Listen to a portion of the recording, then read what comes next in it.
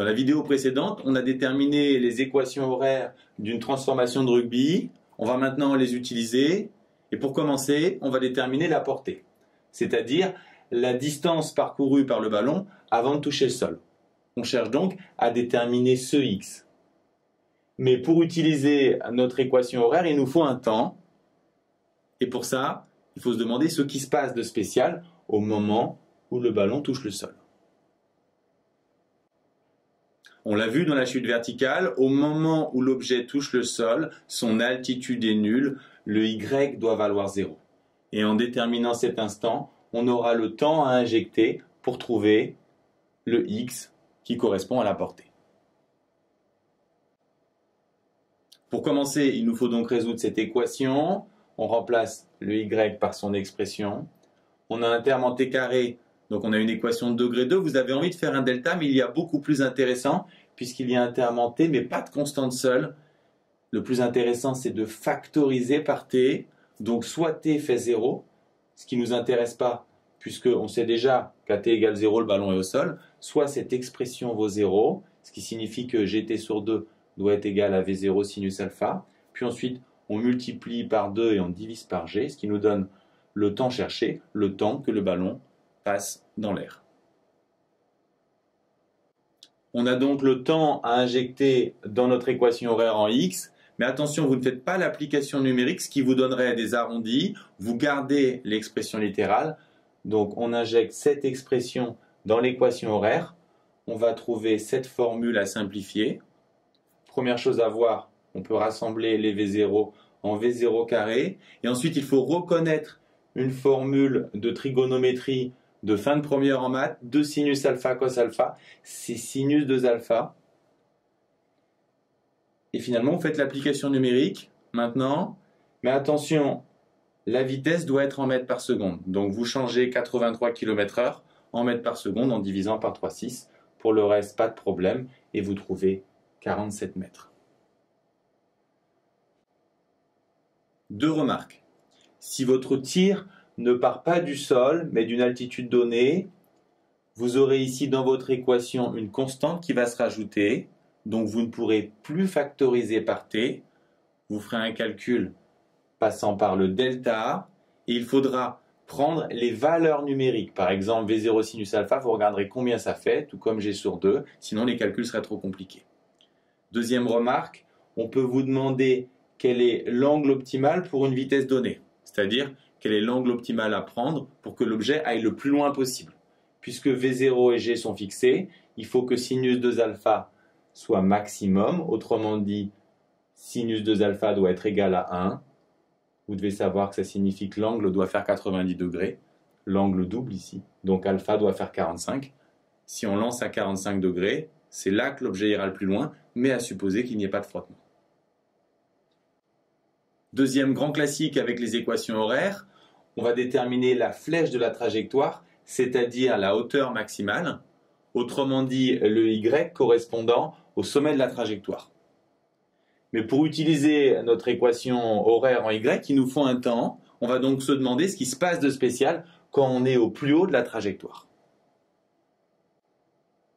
Au sommet de la trajectoire, on a cessé de monter, on n'a pas encore commencé à descendre, donc la vitesse verticale n'est plus positive, elle n'est pas encore négative, la vitesse verticale est nulle. Et en déterminant ce temps, on va ensuite pouvoir l'injecter dans le y pour trouver notre y max, c'est-à-dire notre flèche. On remplace vy par son expression et on a une équation assez simple à résoudre. On trouve t égale v0 sinus alpha sur g, c'est-à-dire la moitié du temps précédent, la moitié du temps passé en l'air, ce qui est assez logique puisqu'on est parti du sol, on arrive au sol, la moitié du temps est passé à monter et la moitié à descendre.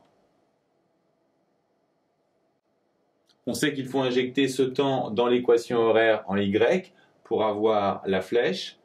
Donc notre formule va devenir celle-ci. On remplace tous les t2 par cette expression. On obtient quelque chose d'assez spectaculaire. On va ensuite simplifier tout ça. On applique le carré sur V0 sinus alpha et G. Ici, on a V0 carré et sinus carré alpha. On doit remarquer que le g carré va se simplifier avec le g ici. Et pour finir, ce qu'il faut voir, c'est que ces deux termes sont identiques, donc on peut faire une factorisation par ce terme. On a ce terme multiplié par moins 1/2 et multiplié par 1, autrement dit, cette expression. Il ne nous reste plus qu'à faire l'application numérique. N'oubliez pas, la vitesse doit être prise en mètres par seconde. Pour le reste, l'angle c'est 60 degrés, g c'est 9,8 et on trouve une flèche égale à 20 mètres. Dernière question, est-ce que l'essai est transformé? Je vous rappelle que le joueur frappe avec une vitesse de 83 km/h, un angle de 60 degrés. Les poteaux sont situés à 45 mètres du ballon au départ. On se demande si le ballon passe au-dessus de la barre qui est à 3 mètres de haut. La difficulté, c'est que on veut connaître y pour x égale 45, alors que nous, on a y en fonction de t et pas en fonction de x. On a une expression de y en fonction du temps, mais on en voudrait une en fonction de x. Regardons ce qu'on sait sur x. X c'est v0 cos alpha t, donc t c'est x sur v0 cos alpha. Et si on remplace les t par cette expression ici dans l'équation horaire de y, on va avoir une expression de y en fonction de x.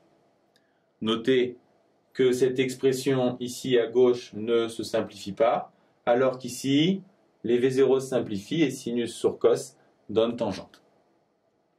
On a l'équation cartésienne de y en fonction de x. Finalement, est-ce que l'essai est transformé? Pour ça, il faut savoir quelle est la hauteur de y pour x égale 45. Est-ce qu'elle est supérieure à 3 mètres? On va donc calculer y de 45, donc pour x égale 45. On fait l'application numérique qui ne pose pas de problème, faites bien attention. La vitesse doit être en mètres par seconde encore. On trouve 3,2 mètres et donc l'essai est transformé. Que retenir sur l'utilisation des équations horaires? Si vous voulez l'apporter, c'est-à-dire le x max, il faut trouver quand le y s'annule et injecter le temps trouvé dans l'équation horaire en x. Si vous voulez la flèche, c'est-à-dire la hauteur maximum, le y max, il faut trouver quand la vitesse verticale s'annule et injecter cet instant dans l'équation horaire en y. Si vous voulez y en fonction de x, vous devez partir de l'équation horaire en y. Vous voulez l'équation cartésienne. Pour ça, il faut retourner la relation entre x et t et injecter cette formule dans l'équation horaire en y.